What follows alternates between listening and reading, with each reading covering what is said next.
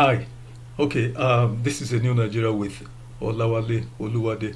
I'll speak briefly on what I've called where are Nigeria's men of positive values and principles? Where are Nigeria's men of positive values and principles? Looking at Nigeria's political landscape, scanning through it currently, it is difficult to not conclude that this Fourth Republic has died and is merely in the throes of its final burial rites. Why do I say this? Nothing encapsulates this more than the arrogant display of utter shamelessness, reproachful and reprobate misconduct by leading, political gladiators across our nation's socio-political landscape. Worse, this, reproachful and reprobate misbehaviors, have permeated even our hitherto sacred public institutions. The situation isn't new. What we're seeing now is not new, not at all. No, we've witnessed this systemic, dishonorable, disgraceful, and disgusting show, of a lack of discipline, honor, integrity, patriotism, and decency, in our sad history before. We've seen it all before. The tragic demise of previous republics was, it was preceded by the exact behaviors of political actors as we witness, presently. And it is obvious the current dramatis personae have neither seen nor learned anything from our 65 years of blighted political history. Why should they? Why should they? After all, they are having the absolute best times of their lives and are busy gulping down the poisoned contents of a laced chalice and are too inebriated to note the sleight hand of history and the lethal fate that lurks ominously in the corners.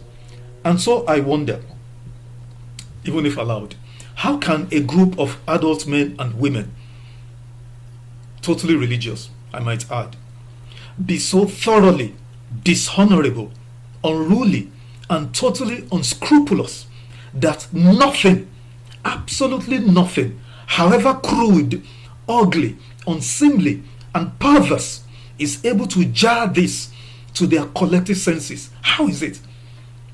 How is it that Nigeria arrived at the current cul-de-sac where we can hardly find a handful of honest, decent, principled, but particularly patriotic men in our body politic, but rather are assailed and assaulted daily by a preponderance, of barefaced liars, crooks, dishonorable men and women? How? Just how? Well, I know. I know how. And I remember this is the season, of anomy, the season which precedes usually and heralds anarchy on an ill-fated land. This is anomy. This is anomy.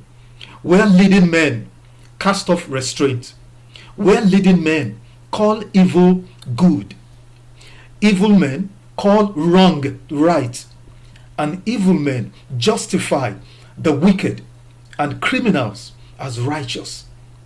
It is the season when talks and discussions or conversations about group ethics, holding people up to standards, acceptable standards of personal morality, have long disappeared from our public discourse, to mere whispers in the secrets of our bedrooms.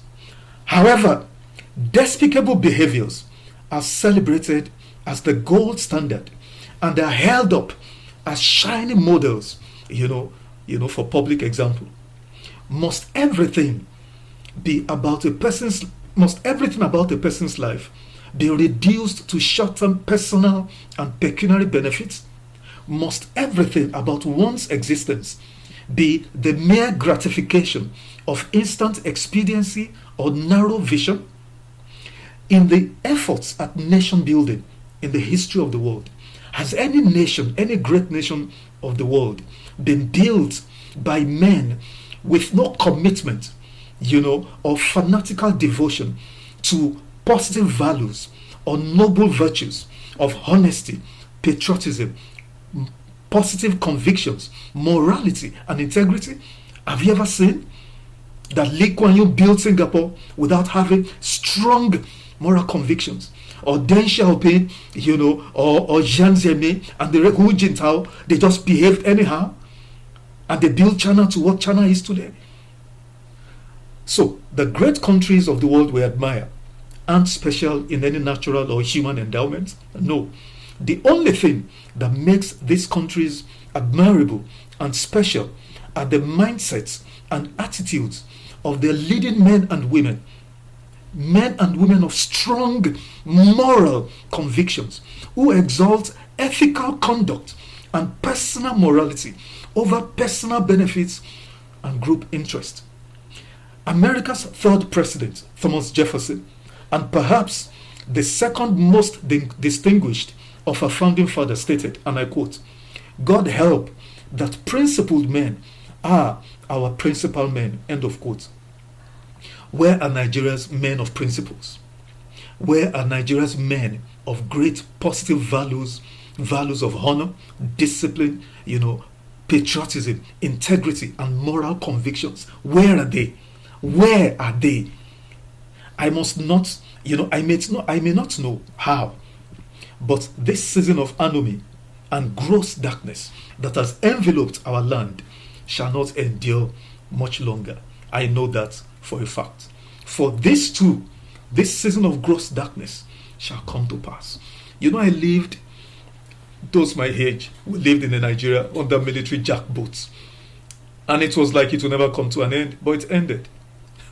It ended. So this season of gross darkness shall come to pass. I may not know how or when, but it shall come to pass. It shall definitely come to pass. And a season of light shall dawn gloriously over Nigeria. And the genuine and arduous task at nation building by men of virtue, men of positive convictions, shall commence in earnest. I believe that strongly. God bless Nigeria. God bless the great people of Nigeria. Thank you.